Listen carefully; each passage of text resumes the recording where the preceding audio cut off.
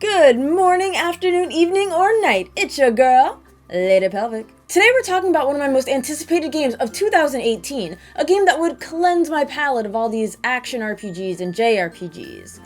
Little Dragon's Café for the Nintendo Switch. It also came out for the PlayStation 4, but we're talking about the Switch today. Little Dragon's Café was brought to us by Yasuhiro Wada, the original creator of the Harvest Moon series, or Story of Seasons. Harvest Moon has always been one of my favorite, de-stress, relax kind of games. My Harvest Moon journey started at the PlayStation 2 with Save the Homeland, then I went to A Wonderful Life, Another Wonderful Life, Magic Melody, and Tree of Tranquility back in 2007.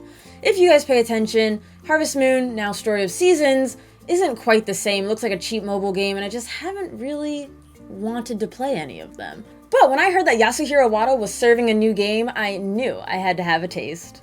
You choose between Ren or Rin to help your mother run a humble cafe. Unfortunately, she hasn't been feeling well, and one day she doesn't wake up.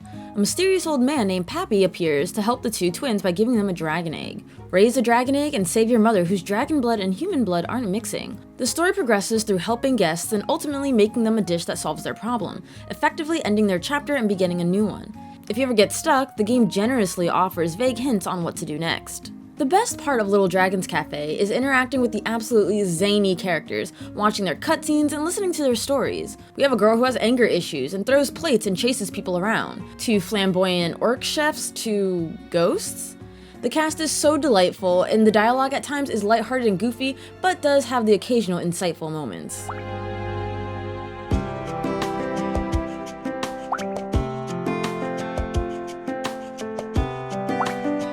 I don't believe there was a single guest that I disliked helping. The game even takes it a step further by having some characters' stories intertwine.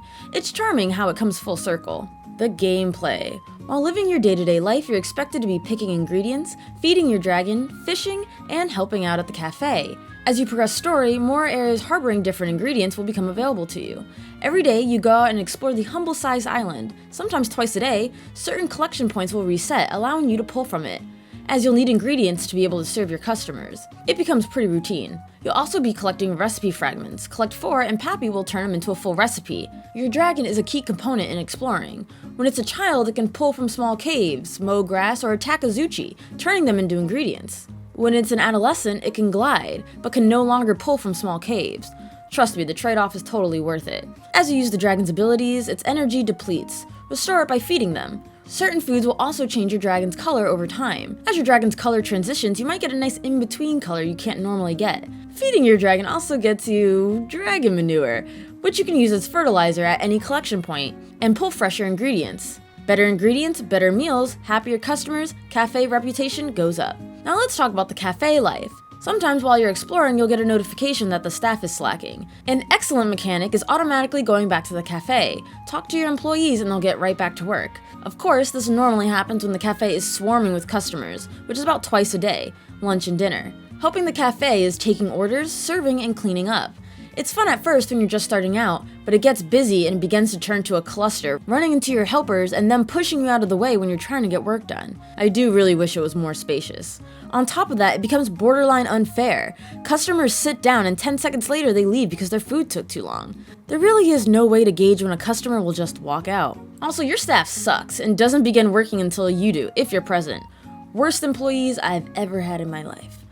Look at it! No one's doing a damn thing. Let me talk to someone. Then maybe they work? This bitch gets upset! And you can't, get him out of, Slack mode if you're, in progress of, a job. You fucking bitch. What the fuck? He was the first guy I talked to and put his fucking order in. Y'all saw that shit. Oh.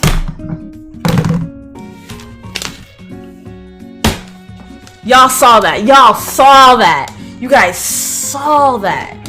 When they do decide to work, I wish there was a way to strategize them. Tell them that we should be taking orders rather than bussing tables. After a point, just expect to get okays or dissatisfied when you look at your end day report. Cooking is a rhythm minigame. The meal you make can be added to the menu. You could change what's on the menu at any time. The good news is you can remake a dish using different ingredients and put it on the menu that way, so it pulls from the different ingredients, especially if you start to get low on ingredients.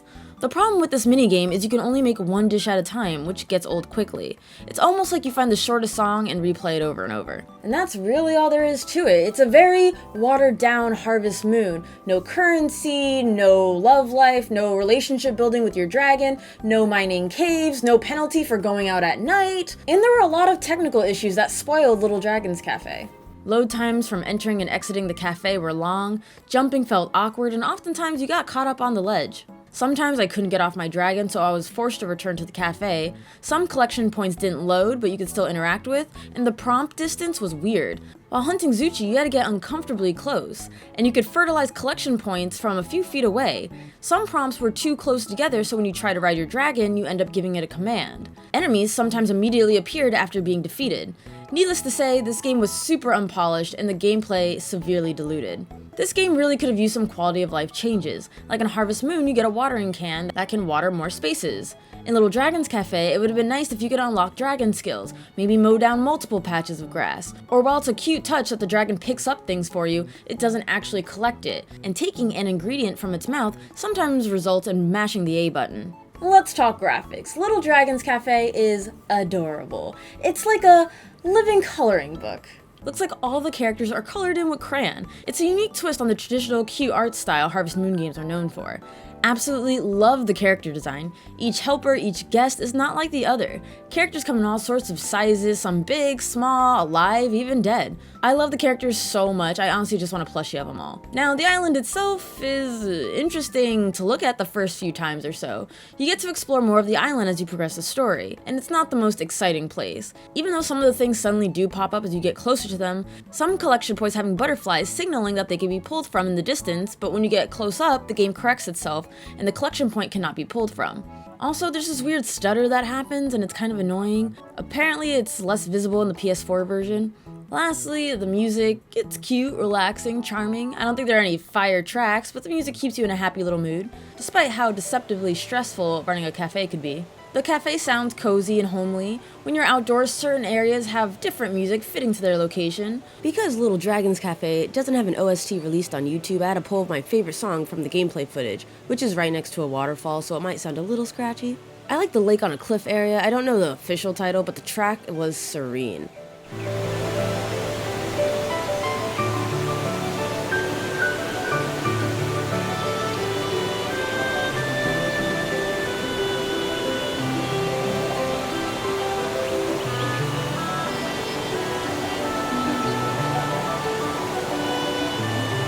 I also want to share my favorite cooking jingle, which was like this cute, snap your fingers, tap your toes jazzy bit.